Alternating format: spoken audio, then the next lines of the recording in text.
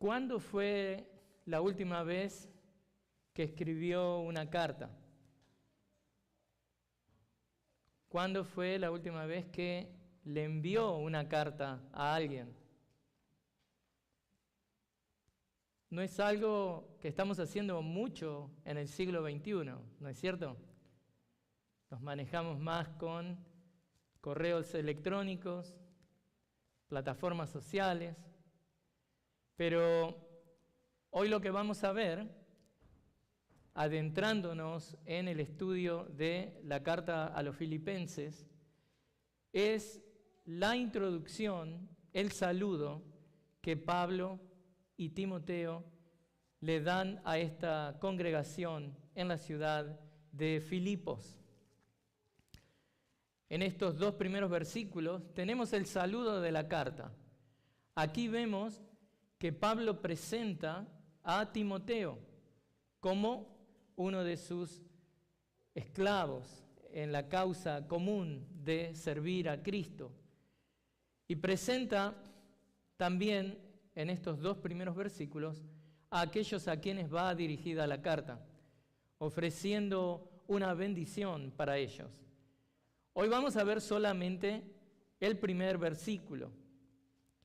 Pablo y Timoteo, siervos de Cristo Jesús, a todos los santos en Cristo Jesús que están en Filipos, incluyendo a los obispos y diáconos. Lo que quiero que consideremos es que desde el mismo comienzo de la carta, el apóstol enmarca su carta en Cristo. Los remitentes son siervos de Cristo. Los destinatarios están en Cristo. El encabezamiento de la carta es con la bendición del Padre y del Señor Jesucristo. O sea, todo lo que tiene que ver con esta misiva, con esta carta, con esta epístola, con este medio de comunicación, se centra en Cristo. Por eso, quiero que antes de considerar los detalles que encontramos en este texto, pensemos un poco en cómo era el medio de comunicación entre los cristianos en el siglo I. En el primer siglo, el medio de comunicación natural y normal era el de las cartas y tomaba mucho tiempo que éstas llegaran a su destino. Pero en la providencia divina, todo esto está tomando lugar en un tiempo en el que, gracias a la seguridad que el Imperio Romano había traído en las rutas, estos mensajeros podían moverse con más seguridad, asegurando así y permitiendo que las epístolas arribaran al destino. Eso es algo que los cristianos del siglo XXI a veces olvidamos, porque obviamente tenemos medios más rápidos y seguros de comunicación. Pero esto nos carga con la responsabilidad de que debemos usar esos medios responsablemente. Lo que publicamos en Facebook llega inmediatamente a todos nuestros amigos y debemos ser muy cuidadosos y responsables en lo que compartimos. Y si hay algo que podemos aprender de esta introducción a la carta de Filipenses, es que lo que comuniquemos, aun cuando se trata de cosas personales o aun si es algo que escribimos para alentar a otros, todo eso debe ser centrado en Cristo. Vivimos para la gloria de Cristo, morimos para la gloria de Cristo, por lo tanto, desde nuestra salvación, que fue para la gloria de Cristo, hasta que seamos llevados a la gloria, todo lo que hacemos en ese proceso de santificación es para la gloria de Cristo. Cómo hablamos debe ser para la gloria de Cristo. Cómo nos comunicamos debe ser para la gloria de Cristo. Qué comunicamos debe ser hecho para la gloria de Cristo. Entonces, debemos vivir en el mundo virtual de la misma manera que estamos llamados a vivir en el mundo físico, poniendo a Cristo en el centro de todas las cosas, comportándonos de una manera digna del Evangelio de Cristo. Entonces, comencemos a desempacar la apertura de esta hermosa carta. Veamos los remitentes y los destinatarios. Vamos a estar viendo únicamente el versículo 1. Y este es El primer punto, tenemos 2 puntos hoy. El primero es los remitentes. Pablo y Timoteo, siervos de Cristo Jesús. Entonces hablemos un poco de Pablo. Tal vez es un personaje muy conocido, pero es bueno repetir y recordarnos, o por ahí usted es nuevo en el Evangelio y necesita aprender quién es este Pablo. Este no es nada menos que Saulo de Tarso, quien era un perseguidor de la iglesia, quien después de su conversión dramática, primero es ayudado por Ananías y luego por Bernabé, lo ayuda en sus primeros pasos. Luego Bernabé lo presenta a los apóstoles en Jerusalén y luego, para evitar que lo maten en Jerusalén, es primero llevado a Cesarea y después enviado a Tarso. Todo esto lo vemos en el libro de Hechos, capítulo 9, versículos 20 al 31. Al tiempo, Bernabé va a buscar a Saulo a Tarso para llevárselo a Antioquía, desde donde los envían como misioneros, en lo que sería el primer viaje misionero de Pablo. Ahora bien, cuando salen de Antioquía y terminan en Chipre, Bernabé es el líder. Y en un sentido hace sentido también porque Bernabé era local, era de Chipre. Pero ni bien se da el incidente en la isla de Pafos. ¿Cuál es el incidente? Donde Pablo reprende al falso profeta Barjesús, este mago, y lo deja ciego. Luego de ese incidente se nos dice que Saulo también es llamado Pablo. Esto está en Hechos 13, 9. A partir de allí, Pablo es quien lidera. Juan Marcos vuelve a Jerusalén y el grupo llega a Antioquía de Pisidia. Pudo haber sido que cuando Pablo asume el liderazgo, Juan Marcos decide irse. Eso es pura conjetura. Ya para ese momento, Lucas, el escritor del libro de Hechos, siempre se refiere al apóstol con su nombre romano, Pablo, excepto cuando Pablo mismo habla de él y Pablo se refiere a sí mismo como Saulo. Y esto tiene sentido, hermanos, dado que Pablo está ministrando al mundo griego, al mundo gentil, y el nombre Saulo o Saúl hubiera sonado muy extranjero para sus oídos, más extraño. Pero hablando de Pablo y quién era Pablo, quien se está introduciendo como uno de los remitentes de esta carta, aclaremos algunos malos entendidos acerca de su nombre. Saulo no recibió el nombre Pablo, ni él lo toma cuando es bautizado en la ciudad de Damasco. Si ese hubiera sido el caso, Lucas lo hubiera llamado Pablo desde ese mismo momento. La idea de que la conversión convirtió a Saúl en Pablo no es una idea correcta. La idea correcta es que Saúl no adquirió el nombre Pablo en la isla de Pafos, ni tampoco elige ese nombre en la isla de Pafos luego que se da este incidente con Barjesús, porque ahí está el procónsul llamado Sergio Paulo. Eso está en Hechos 13:7. Tampoco es por eso. Ni tampoco es cierto que el apóstol, como sugiriera San Agustín, eligiera el nombre Pablo por una cuestión de humildad, dado que la palabra Pablo significa pequeño. Es más, miren esto, contrariamente a esa idea, el nombre Pablo en los días del primer siglo estaba asociado con las glorias de una prominente familia romana. Así que no es que toma este nombre porque en una cuestión de humildad el nombre significa pequeño. No, el origen del nombre Pablo es el siguiente, y esto es lo que tenemos que tener en cuenta cuando vemos a este remitente enviando esta carta. Como todo niño judío, al 8º día de vida, al momento de su circuncisión, al bebé se le da el nombre de Saúl. Este era el nombre del rey de Israel, que era de la tribu de Benjamín, la misma tribu a la que pertenecía la familia del apóstol Pablo. Pero Saulo no había nacido, siendo judío, pero no romano. No, él tenía ciudadanía romana. Había nacido en la gran ciudad de Tarso, y por lo tanto Saúl recibió su nombre latino o romano, Pablo. Póngalo de esta manera. El día 8 es llamado Saúl por su nombre judío, y el día 9 es llamado Pablo, su nombre romano. Nombrarlo Pablo fue basado en que era un nombre que había sido usado por gente muy ilustre de esa ciudad, de esa sociedad. Entonces, la situación que tenemos es que cuando el padre llama a Pablo, lo llama Saulo, por el nombre, digamos, de familia, el nombre judío, y cuando lo llaman los amigos, lo están llamando Pablo. Pero bueno, desde su infancia, el apóstol tenía estos dos nombres. Entonces, la narrativa de Hechos, en sus primeros encuentros con los judíos, al apóstol se lo llama Saulo, pero a partir de su llegada a Antioquía de Pisidia, el apóstol ya era llamado Pablo, y era él quien lideraba el grupo misionero. Ese es uno de los remitentes, de los escritores de la carta, el escritor de la carta, quien ahora también nos presenta a Timoteo. Estamos viendo el versículo 1. Veamos un poco de la historia de Timoteo.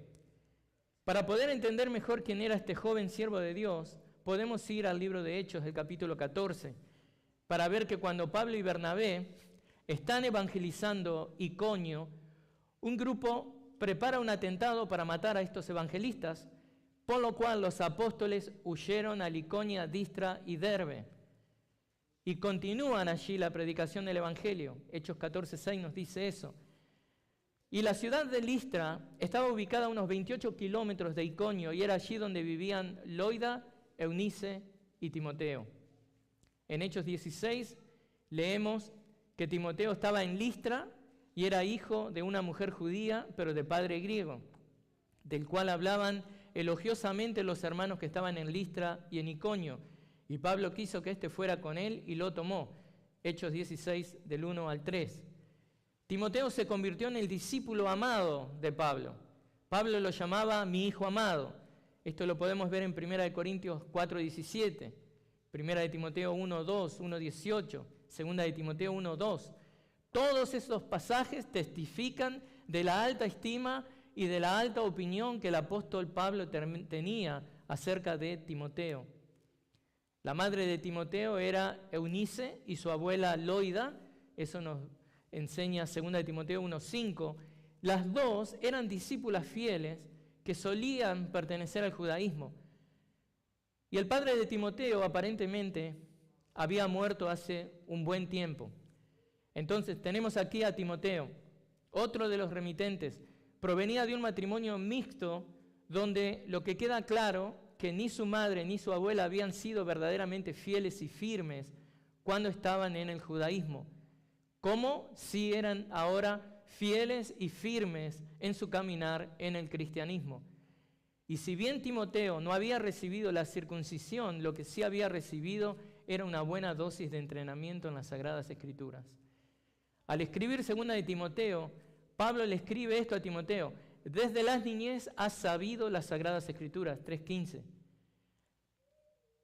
¿Qué tan bueno fue este entrenamiento? Miren, fue tan bueno este entrenamiento que recibe de su padre, de su madre y de su abuela, no del padre, perdón, pero este entrenamiento lo capacitó a este joven para ser llamado por el apóstol Pablo debido al conocimiento que el joven tenía de las Escrituras del Antiguo Testamento. Así que esto sí podemos tomarlo nosotros también como un buen principio de enseñarles la palabra a nuestros hijos. Debemos enseñarles la palabra a nuestros hijos, porque esto es lo que les va a formar el carácter desde pequeños.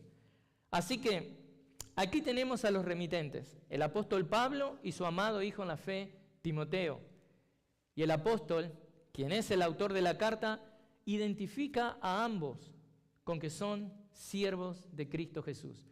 Entonces miremos ahora, ¿a qué se refiere Pablo con que son siervos de Cristo Jesús? Miren esto, la palabra que usa Pablo es douloi, eso es un plural de la palabra doulos, que significa esclavo. Algo de esta información que voy a dar ahora la pueden encontrar en el libro titulado Esclavo, que fue escrito por el pastor John MacArthur.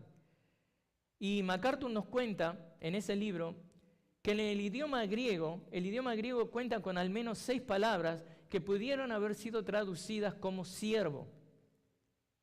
Y doulos no es una de esas palabras.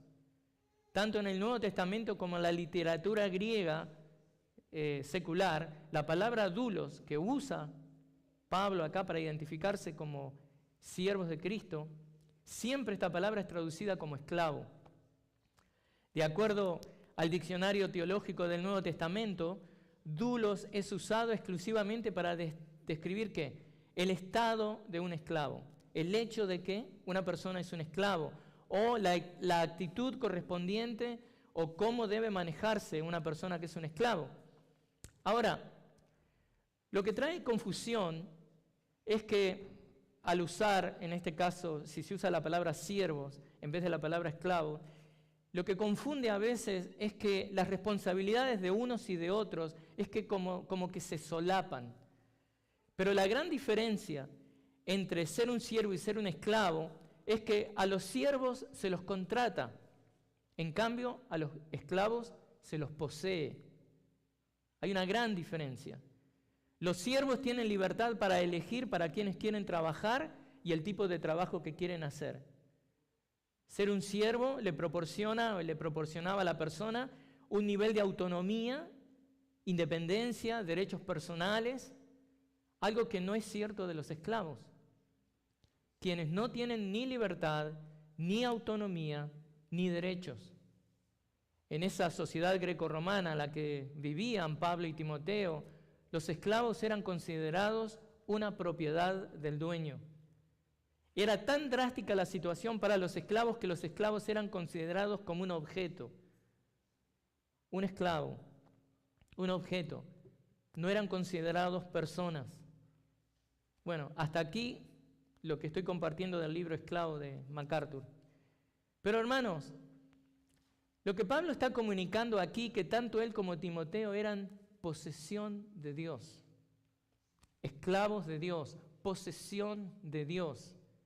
Estaban obligados a obedecer la voluntad de Dios sin vacilación y sin discusión, como cuando usted le ordena algo a su niño. Lo tiene que hacer, sin vacilación, sin discusión. Y si nosotros somos esclavos de Dios, es Él quien determina qué es lo que hacemos y nosotros en obediencia tenemos que actuar sin vacilación, sin discusión. En otras palabras, un esclavo no vivía para perseguir sus deseos personales, sino los de su amo. Y si usted es un esclavo de Cristo, usted no está llamado a seguir sus deseos personales si esos deseos personales no se alinean con los deseos de Cristo. Salmo 37:4. Si esos deseos personales se alinean con el deseo y la voluntad de Dios, gloria a Dios. Ore por eso, porque Dios le va a conceder las peticiones y los deseos de su corazón. Pero bueno, hermanos, Pablo se presenta junto a Timoteo como dos siervos de Cristo Jesús, identificándose como esclavos o personas que son legalmente propiedad de otra y cuyo sustento, cuyo propósito en la vida fueron determinados por su amo. Y esto hace sentido, mis amados hermanos, porque la palabra esclavo, pensemos en esto, la palabra esclavo es el complemento de la palabra Señor. Si nosotros decimos Señor, elevando nuestras oraciones, que esas oraciones sean elevadas de un corazón que tiene la humildad de un esclavo. Es el complemento perfecto. Si decimos que Cristo es nuestro Señor, estamos diciendo y aceptando que nosotros somos sus esclavos. Necesitamos evaluar cuál es el concepto que tenemos de Cristo y cómo Él se relaciona con nuestra vida. Porque piensen en esto, no solamente en el mundo, sino en muchas iglesias. Para muchos, Jesús es un coach emocional, alguien que los ayuda con su bienestar emocional, alguien que les ayuda a regular sus emociones, fortalecer la autoestima, fortalecer la confianza, alguien que les ayuda a manejar el estrés y a manejar las relaciones con los demás. Y nada de esto es malo en sí mismo, pero se convierte en malo si se lo hace buscando el bienestar de una manera egoísta, si lo hacemos solo por nosotros. Lo bueno es cuando todo esto que acabo de describir se procura buscando la gloria de Cristo. Otros ven a Cristo como su amigo. Y nada malo con eso, siempre y cuando Cristo es el centro de la relación y no ellos. Jesús dijo, ustedes son mis amigos si hacen lo que yo os mando. Juan 15:14. El problema es cuando nosotros decimos, Jesús es mi amigo si me permite hacer lo que quiero. Blasfemia 1:2. Otros ven a Jesucristo como el talismán de la suerte, un rito religioso que siempre y cuando lo haga o lo use, la buena suerte estará conmigo. Algunos ven la iglesia como el talismán de la suerte. Cristo vive allí. Entonces, como hacían los fugitivos en el lejano oeste, acá en los Estados Unidos, que se refugiaban a la iglesia cuando escapaban de la ley, hoy algunos usan la iglesia como un talismán para escapar de la mala suerte. No vienen a la iglesia a buscar a Cristo, sino porque es el talismán de la suerte.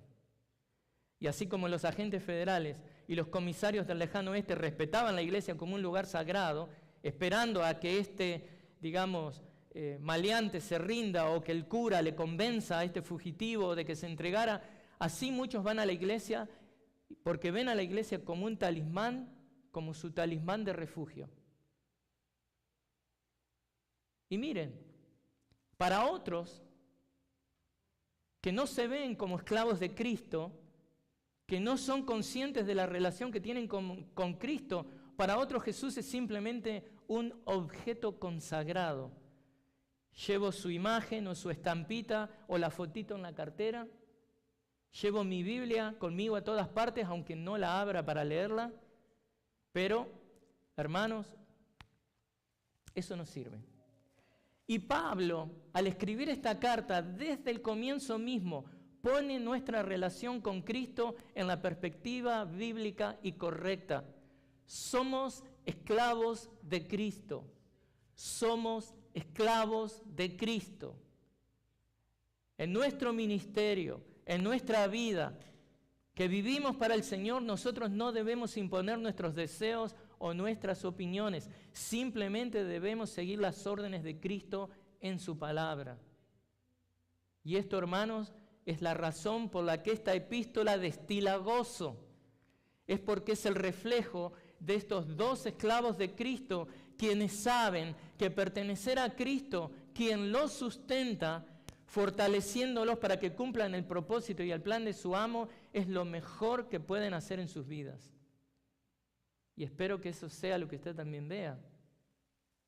Que vivir para Cristo es lo mejor que le puede estar pasando en su vida. Pero también notemos que Pablo dice que él y Timoteo son esclavos de Cristo. ¿En qué sentido les digo? Ya lo dijimos. No, dicen que son esclavos de Cristo, no que son esclavos del pecado, no esclavos de sus propias concupiscencias, no esclavos del vino o de la codicia. Aceptemos que somos esclavos, pero de Cristo. O que nosotros nos veamos como ellos se vieron, como Pablo y Timoteo, esclavos de Cristo, quienes no escatimaron esfuerzo, quienes no escatimaron sacrificio por la causa de Cristo. Oh, hermanos, que nos veamos como esclavos de Cristo para servir al Rey de Gloria y a su prometida, la iglesia. Y hay mucho por hacer acá. Entonces, démosle una aplicación a esto. Todos nosotros somos esclavos de Cristo, todos nosotros. Así que viva su vida de tal forma, de tal manera, que un día pueda escuchar las palabras del Señor, las que nos habla Mateo 25 y 21. ¿Cuáles son esas palabras? Bien, siervo bueno y fiel. En lo poco fuiste fiel, sobre mucho te pondré. Entra en el gozo de tu Señor. Así que esos fueron los remitentes. Ahora, Pablo nos presenta a los destinatarios. Y este es nuestro punto, número 2. Es la parte final del versículo 1. Una vez que los remitentes se han identificado, les llega el turno de dirigirse a identificar a los destinatarios. Y esto está siguiendo una forma estilística muy común de las cartas de ese tiempo en la cultura greco-romana. Pablo escribe entonces a todos los santos en Cristo Jesús que están en Filipos, incluyendo a los obispos y diáconos. Y fíjense esto, hay que ser muy detallista cuando uno lee la palabra. Al decir todos los santos, insinúa algo que va a hablar en el resto de la epístola. Insinúa su preocupación por la unidad de los creyentes que es revelada luego en la carta. Y como vemos, Pablo describe a los recipientes de la carta en términos teológicos. Términos teológicos, ¿cuál? Santos en Cristo Jesús. Si bien Pablo no está mencionando una iglesia en específico acá, o a la iglesia de Filipos, pero los dos términos, santos e iglesia, se relacionan uno con otro. Al ver santos de Jesús que están en Filipos, está diciendo la iglesia de santos, conformada por santos, que está en Filipos. Estos términos interactúan. Esto es claramente visible, por ejemplo, en el saludo de Pablo a la iglesia corinta. En 1 Corintios 1:2, él escribe a la iglesia de Dios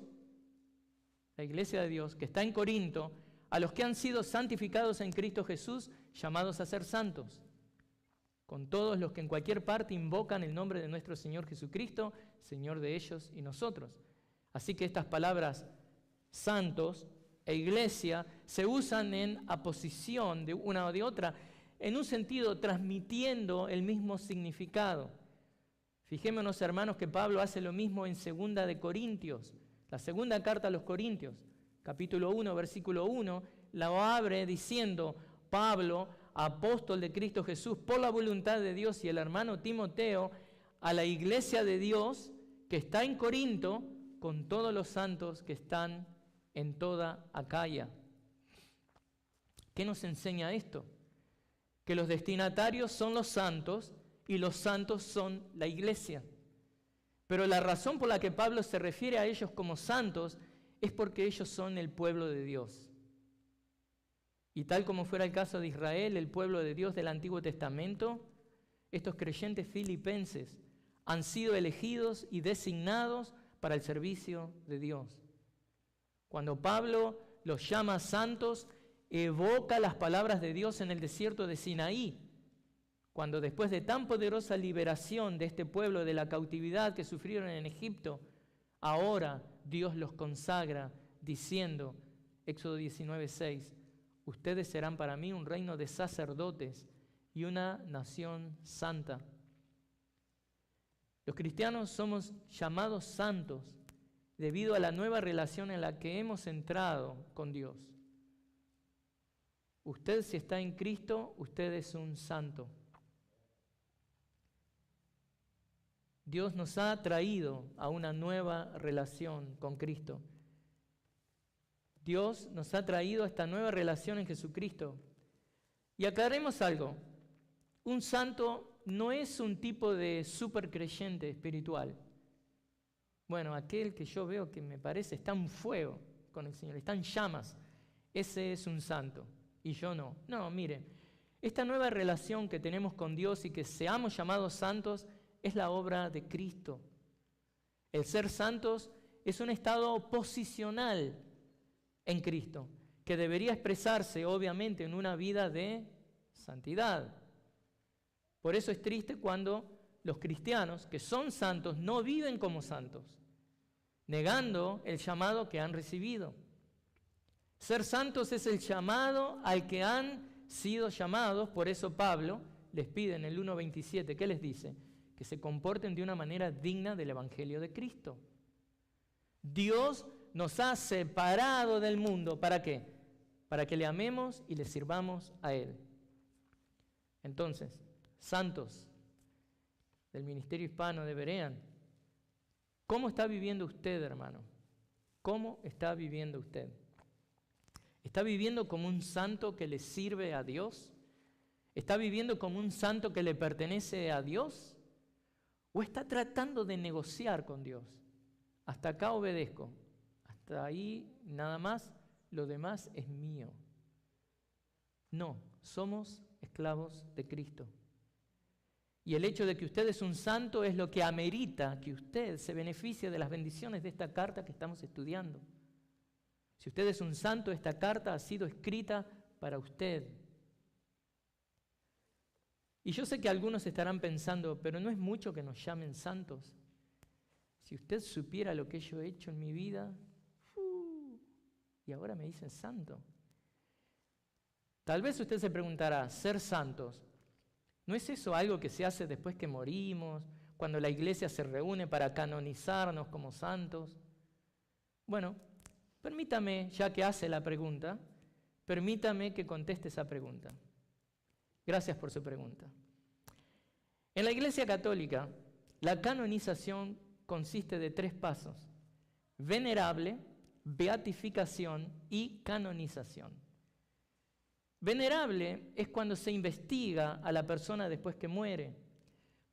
¿Para qué se investiga? Para ver si sus virtudes ameritan que se lo nombre venerable.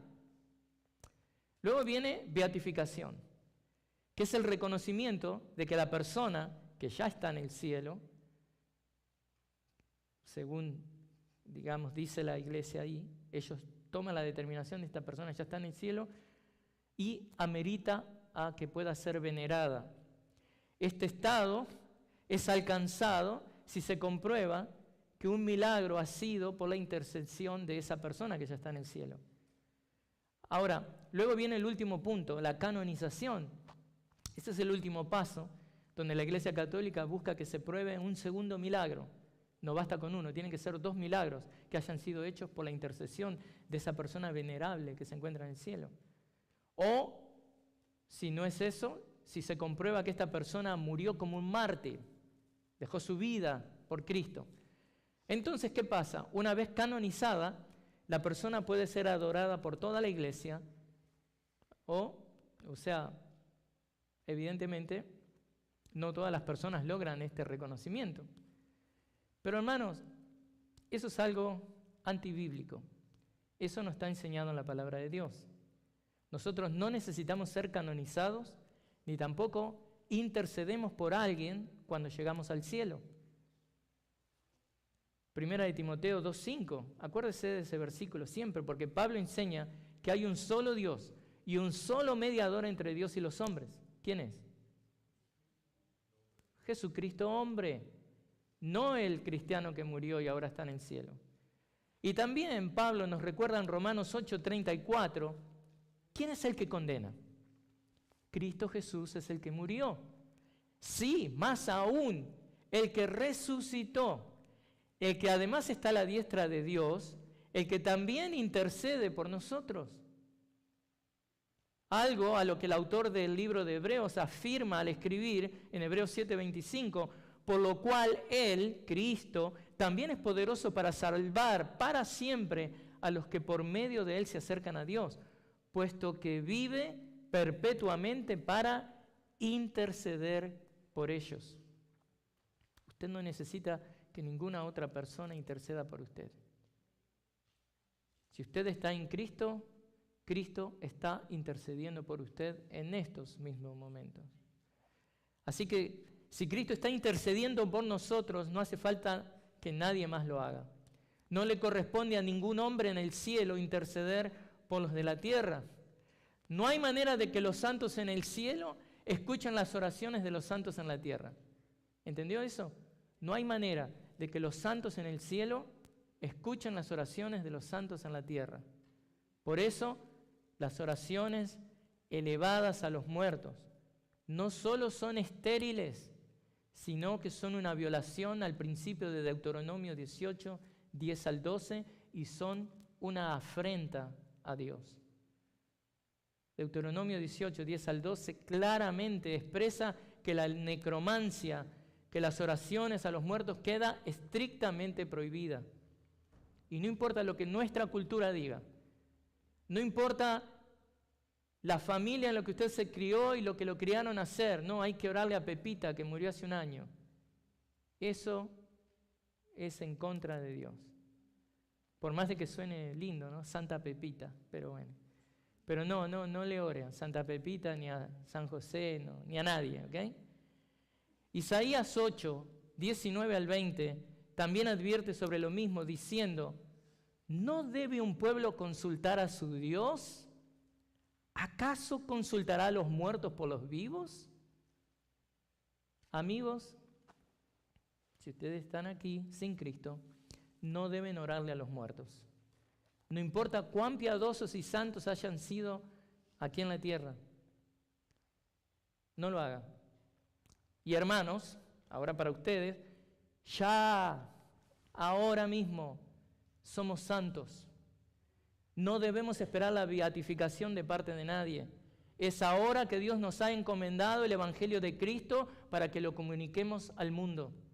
Es ahora que estamos vivos que debemos ser consultados por otros, por el inconverso. ¿Para qué? Para que les aconsejemos la palabra de Dios. Es ahora que estamos vivos que debemos interceder en oración por otros. Sí puede interceder por otros con sus oraciones mientras usted está vivo. Porque una vez que partimos, una vez que estamos con el Señor y estamos ya y fuimos a la presencia del Señor, ya no podemos hacer nada. Eclesiastés 9, 5 al 6 nos dice que los muertos nada saben y nunca más tendrán parte en todo lo que se hace debajo del sol. Por eso, disfrutemos que estamos vivos. Disfrutemos que hemos sido hechos santos por Cristo y en Cristo. Y en Cristo. Y acá, si está leyendo conmigo ahí Filipenses 1:1, llegamos a una de las expresiones favoritas del apóstol Pablo, en Cristo Jesús. En esta carta Pablo usa varias veces esta expresión, aún en forma doble, diciendo en Cristo Jesús. A veces dice en Cristo, pero en esta carta usa mucho en Cristo Jesús. ¿Qué es lo que esa frase significa? Bueno, denota, significa que incorporación, o sea, habla de una unión con Cristo Jesús. El cristiano vive en unión con Cristo Jesús. Habla de que ahora los creyentes están unidos a Cristo en su muerte y en lo que vamos a celebrar este viernes, Dios mediante. Reunión combinada a las 6 de la tarde. El servicio americano, el servicio hispano, celebrando ¿qué? La resurrección de nuestro Señor.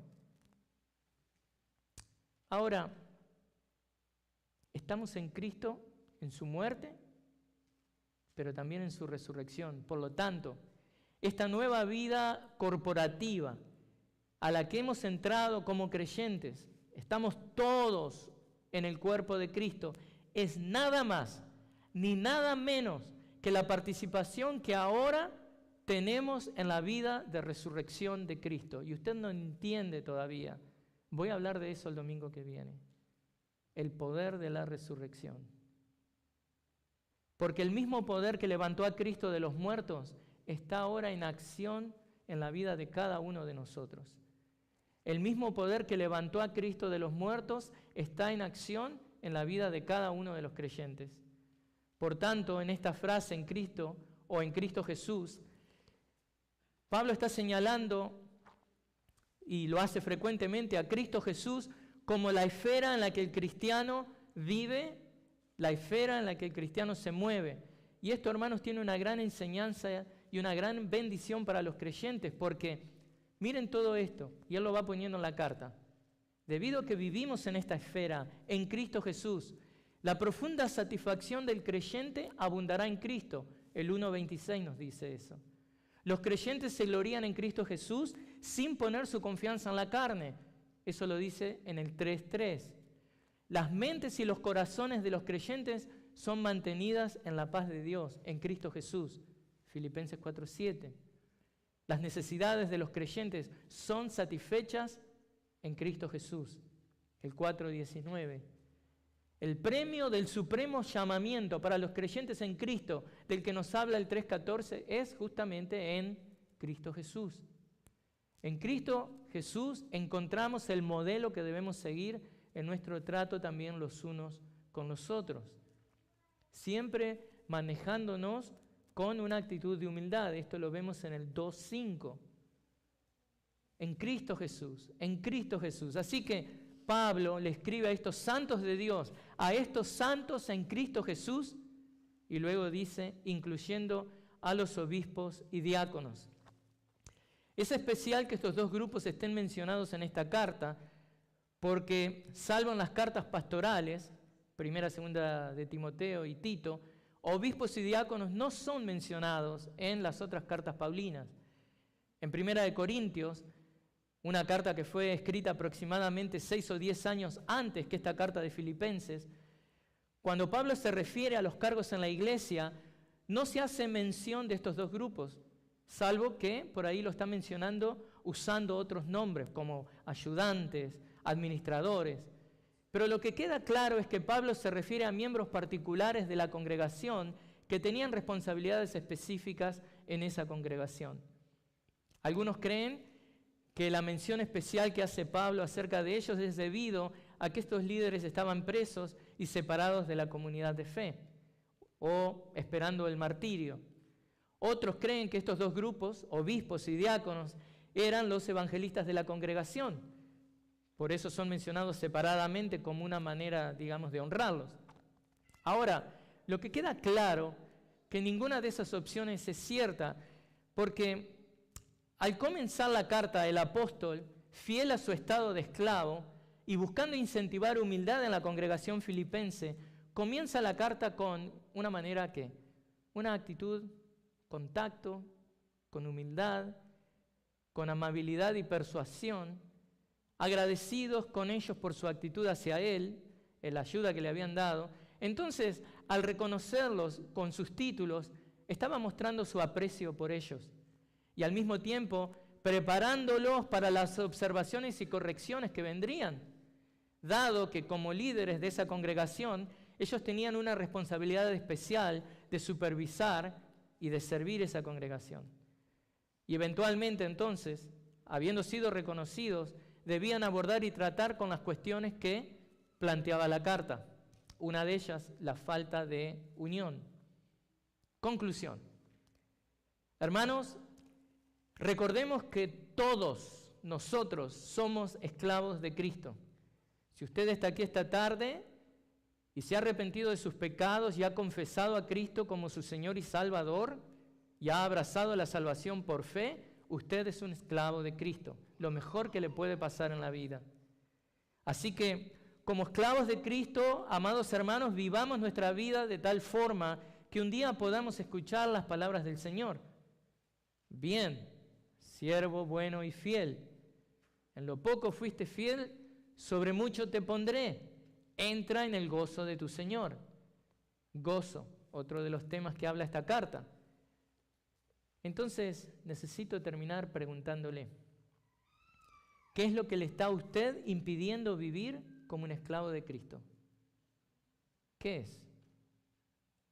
¿Está usted tratando de ser autónomo e independiente, como Adán en el jardín del Edén? No va a ser bueno.